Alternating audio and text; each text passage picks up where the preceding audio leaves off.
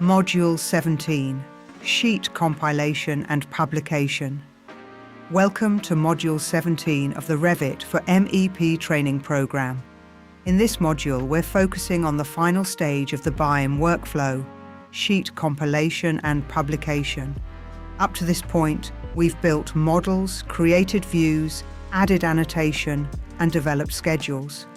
Now it's time to bring all of that information together into a clear, coordinated, professional drawing set. This module explores how Revit manages sheets, how views are organized, how drawing borders are populated, and how publication-ready documents are produced. We'll also look at best practice for document management based on the AEC UK BIM standard for Revit and British Standard B S1192 Common Data Environment Principles.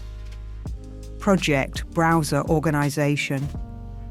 One of the most important aspects of sheet compilation is understanding how Revit organizes views in the project browser.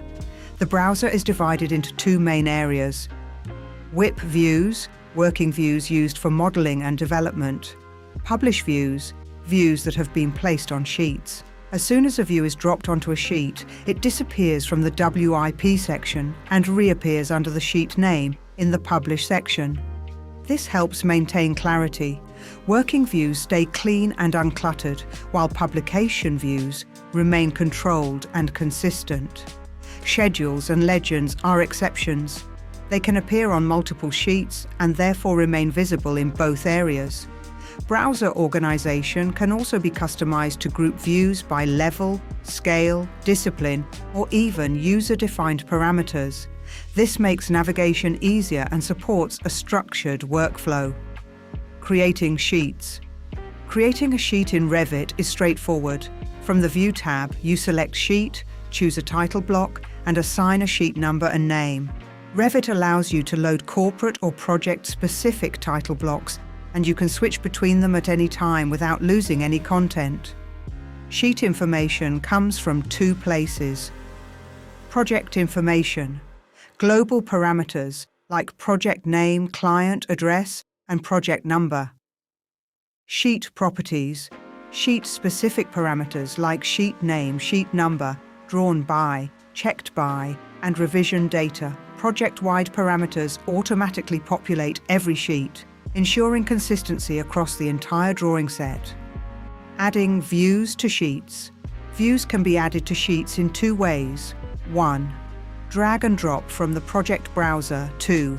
Using the Place View button on the View tab. Once a view is placed on a sheet, it is removed from the WIP section and becomes part of the publication set. Revit also allows you to place a guide grid on a sheet. This helps align views consistently across multiple sheets, a crucial part of producing a professional drawing package.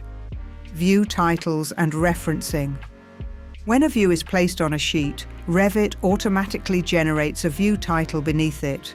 This includes the view name, the scale, a sequential view number inside a circle.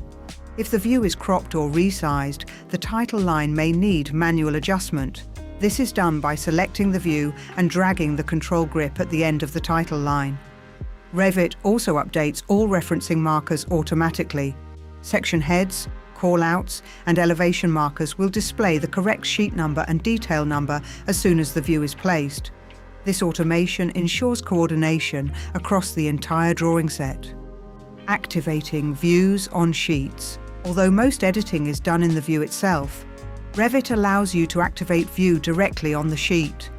This is useful for adjusting crop regions, turning categories on or off, making minor annotation edits. Once finished, the view is deactivated to return to sheet mode. Schedules on sheets. Schedules behave differently from other views.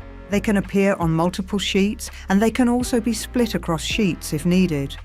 This is useful for long schedules such as equipment lists or panel schedules. However, splitting schedules across sheets affects printing behavior. Revit will only print the visible portion of the current view, so careful positioning is required. Printing and publication. Revit uses standard Windows print drivers, so printing and plotting behave much like any other Windows application. You can print the current view, the visible portion of the current view, a selected set of views and sheets, or a saved sheet set for batch plotting. For formal issue, it is recommended to publish drawings to PDF or DWF rather than printing directly. This avoids the risk of drawings changing between prints, since Revit views are always live and update instantly. PDFs and DWFs provide a stable, non-editable record suitable for QA procedures and external communication. Document management best practice. Because Revit views are always live, document control is essential.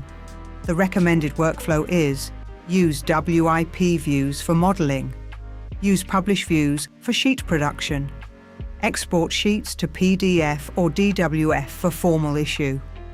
Treat the Revit model as a live, uncontrolled source. Use external document management systems for revision control. This aligns with British Standard BS 1192 and the AEC UK BIM standard for Revit. And that concludes Module 17, Sheet Compilation and Publication. You've now seen how Revit manages sheets, how views are organised, how title blocks are populated, and how drawings are prepared for issue.